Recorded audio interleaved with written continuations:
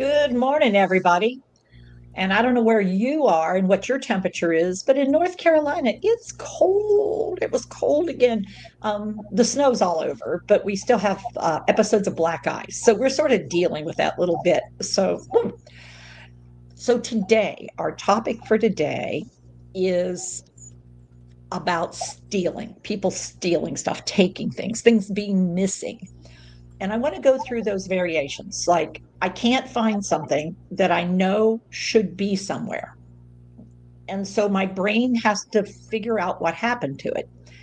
Now, with an intact, thoughtful brain, what I can do is review like immediate history, short term history, long term history. And I have things in different file cabinets. And I can make sure my wiring is accurate and or more or less. And I'll go, So I last had my purse and it was a blue purse, and it had lots of places in it, and that's where I have my passport. So I just need to find my purse, and then I'll be able to find my passport. Now, what is it important for you to notice? What am I really looking for? Yeah, so it sounds like Tiba it could be that idea of looking for the passport potentially of what's in there, the important things that could be inside of it. Right. So I know that I need a passport. Now, in fact, why would I need a passport? I'm not going anywhere. But in my mind, so what's happening here with an intact brain, I can go, oh, I'm curious. When was the last time I renewed my passport? It seems like a little bit. I wonder if it's time to renew it. And so my brain is doing something, and I have a fairly accurate awareness of the passage of time. I feel like, oh, it's been about 5 years. How long? Boy, I need to look at that and see. And so my curiosity got aroused. I'm in a seek mode now. And so now what I'm going to do is think, where did I last see that purse? And who was around? What were we doing? And so that's when I start my seeking. And with an intact brain, I'm able to trace places, people, props. I'm going to be programming and I'm looking at possibilities. And so I might say to you, Matthew, do you remember seeing my purse anywhere? I thought I had it hanging here, but it's been a while. So you're looking for your purse. Okay, now that was an excellent answer for Matthew. And it basically, typically what a person might say if they don't realize I've had some changes, or even if they don't care, they would say, no, Or I what haven't did you seen what it. did you do with it? Yeah, or what did you I or don't what know. did I you didn't do do with anything with it? it. I don't know. I haven't seen it in forever. That actually means you're not going to help me, which is fine when I'm intact. I mean, well, it's not fine. It's understandable. However, when I'm starting to have some issues with ability, what Matthew did is much more helpful, which he acknowledged my message to him. I'm looking for something. Do you have any information about it?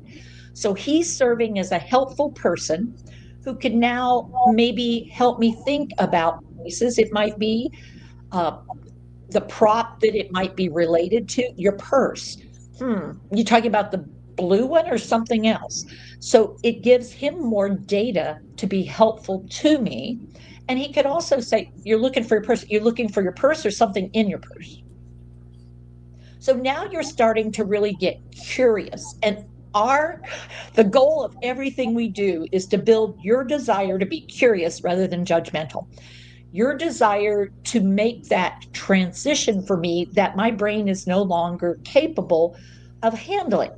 So I want to just show you a couple slides about the why behind why my brain is starting to have so much trouble with this. So we looked at these the other day. Here are two brains, one that is typically aging and the other one that is at the very late stage of living with a dementia called Alzheimer's.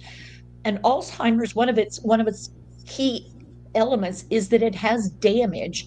And as you can see, it has damage in lots of places by the end of this disease.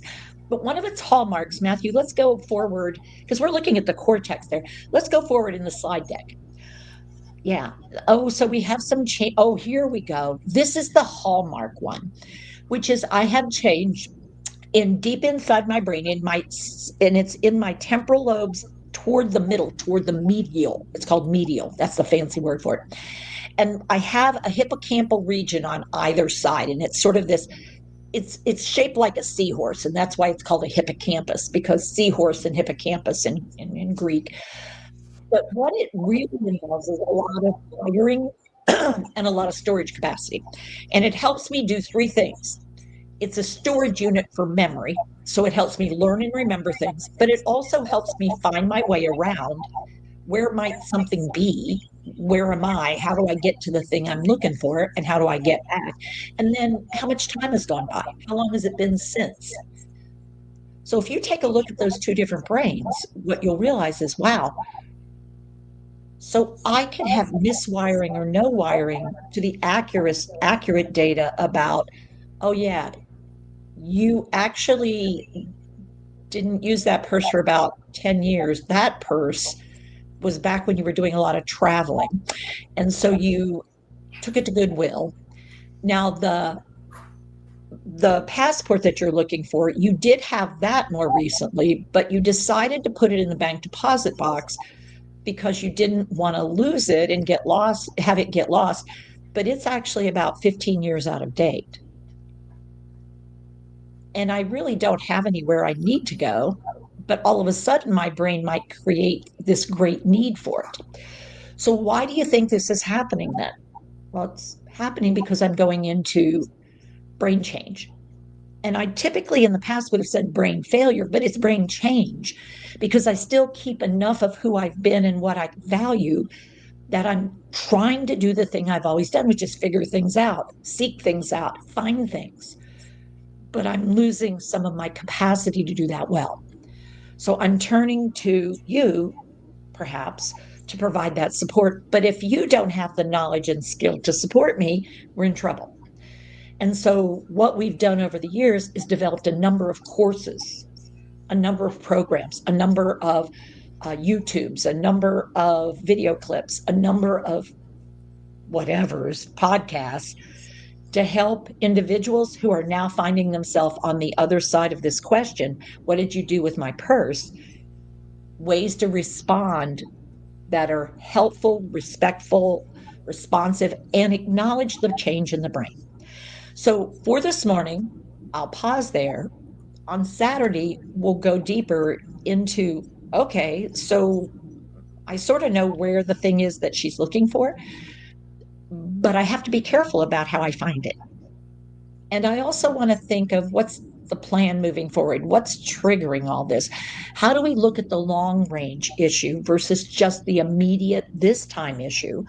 Maybe I can help this time. Maybe I'm stuck, but there's a bigger picture I need to look at.